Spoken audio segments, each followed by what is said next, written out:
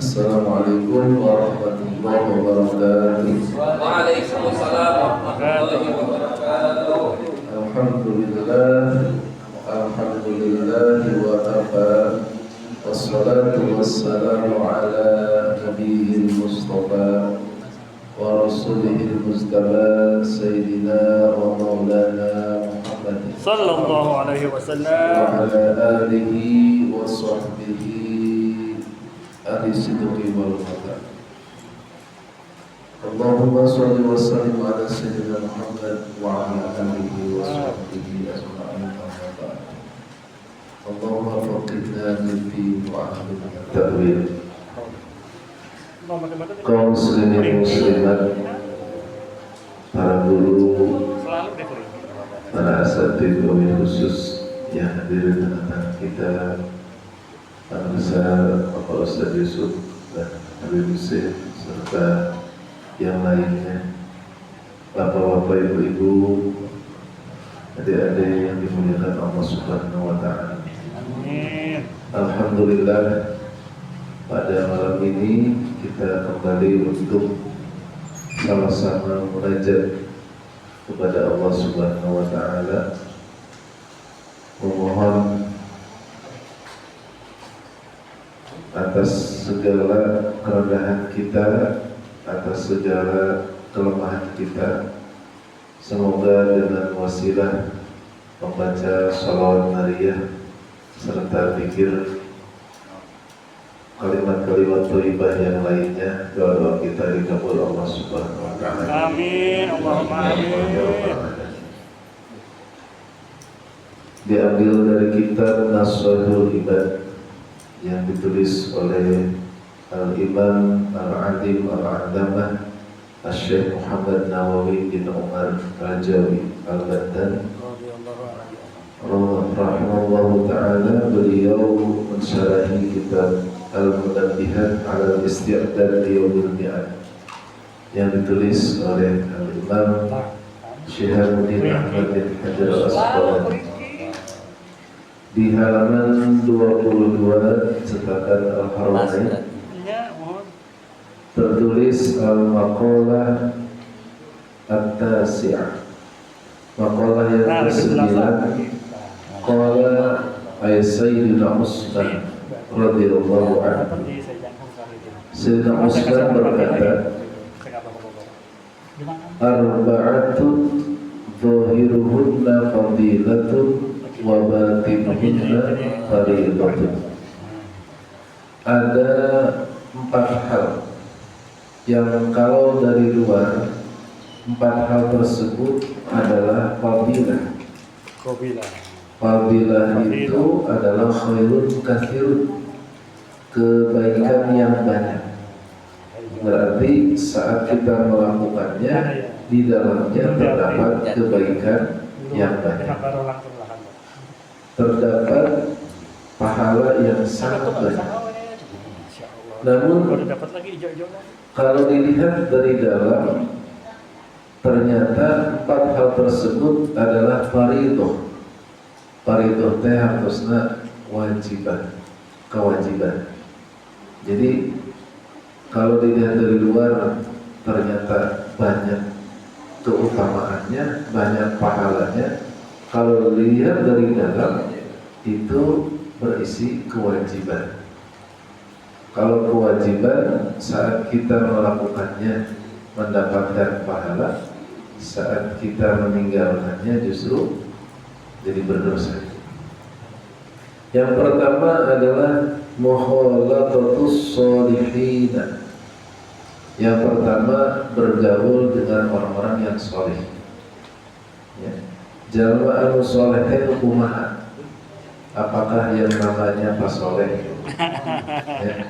Nah, jadi orang yang soleh itu adalah al-qa'imina bihuquqillahi ta'ala wa huquqil ibad. Orang yang soleh itu adalah orang yang senantiasa menjalankan atau menegakkan hak-haknya Allah dan hak-haknya hamba. Apa hak? Hak urang ke Allah atau hak Allah yang wajib kita lakukan adalah dengan ibadah. Kita wajib beribadah kepada Allah dan itu hak Allah untuk diibadahi.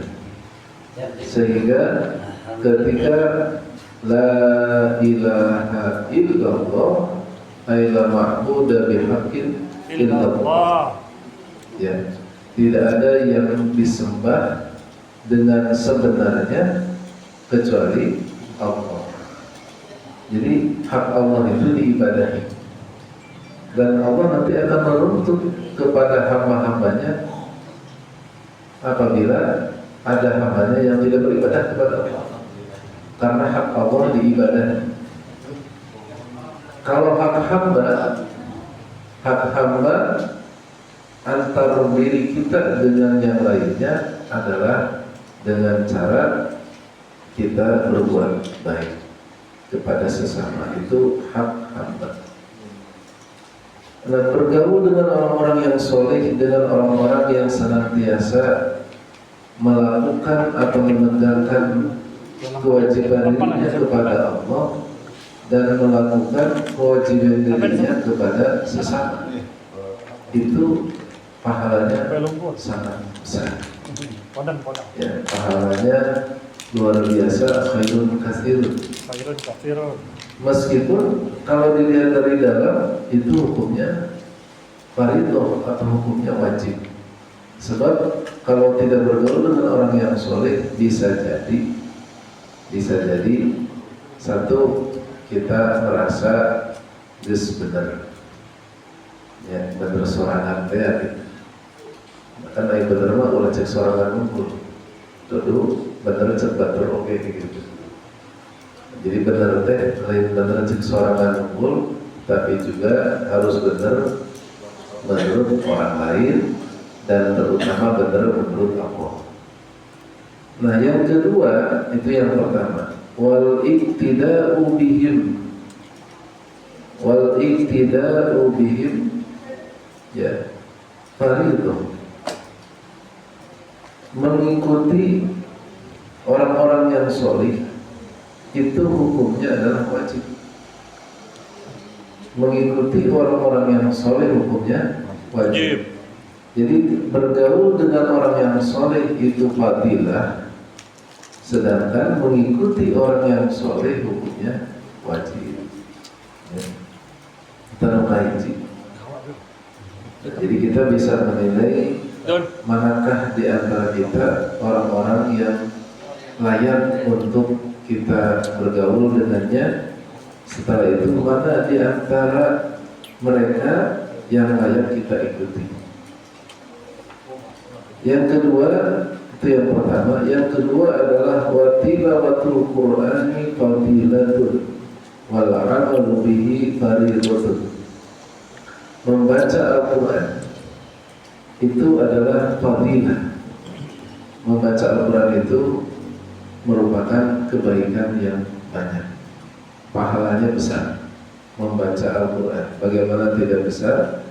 Satu huruf yang dibaca dari Al-Quran itu adalah 10 pahala. Atau kumaha can bisa macamnya, ayo orang belajar babarengan. Ya. Malam Senin pas maghrib, khusus bapak-bapak baca tahsin. Ya. Alhamdulillah ngeureuyeun ya bapak.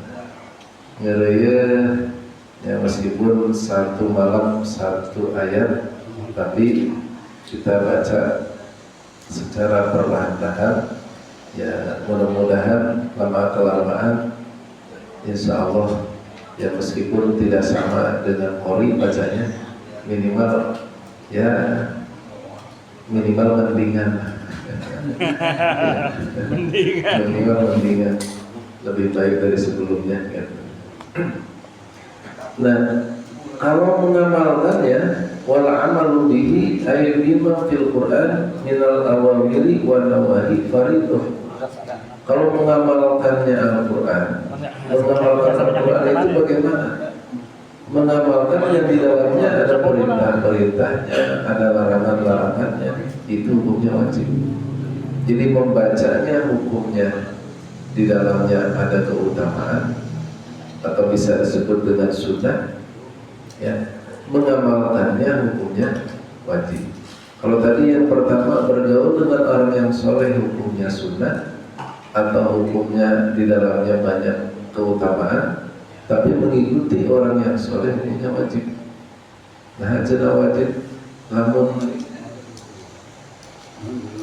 untuk kejamaan soleh kasaha orang nurut. Nah, rek nurutan saha. Berarti anu orang diturutan teh di antara jamaah lawan nasoleh naon? Lawan nasoleh teh toleh. Lawannya solih, tolih. Solih itu jamaah benar, tolih itu jamaah salah.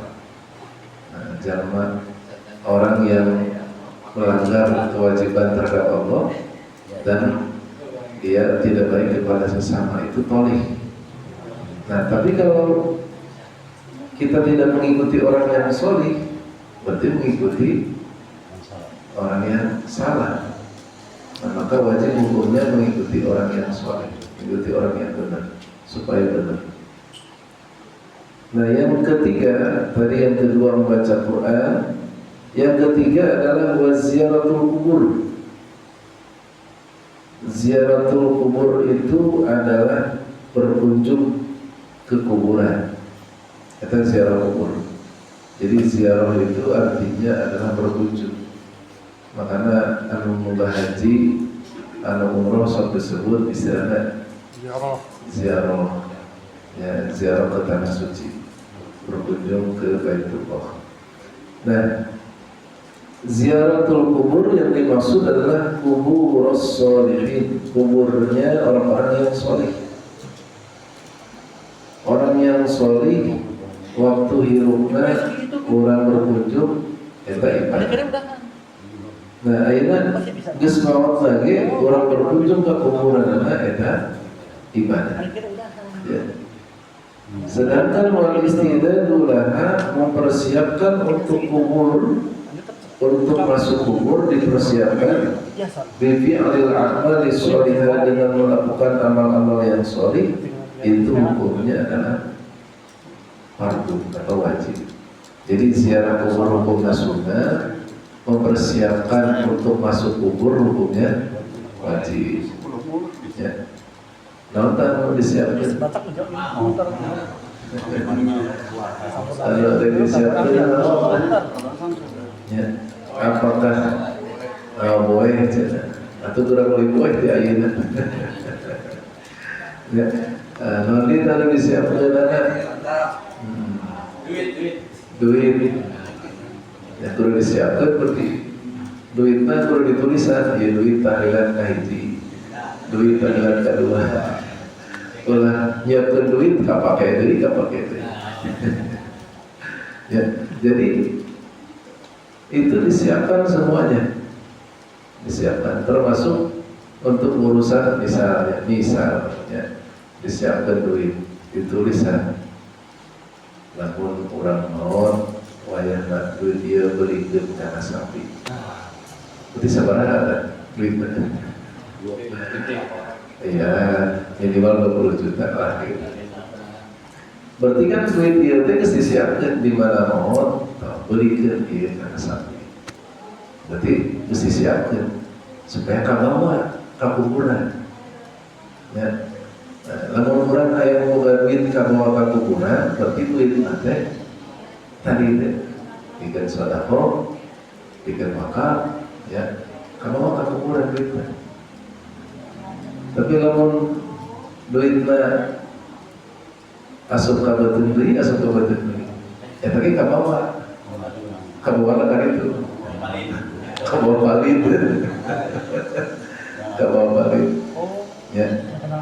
Nah, jadi disiapkan semuanya supaya, dan itu hukumnya wajib mempersiapkan dengan amal yang soleh. Termasuk duduk kita di sini untuk sholawatan, untuk taqarrub ilallah, ini bagian dari mempersiapkan, bagian dari bekal kematian. Insya Allah kasampur. Begitu orang mau, wah, ditampakkan pahalanya. Amin. Amin. Gede ternyata.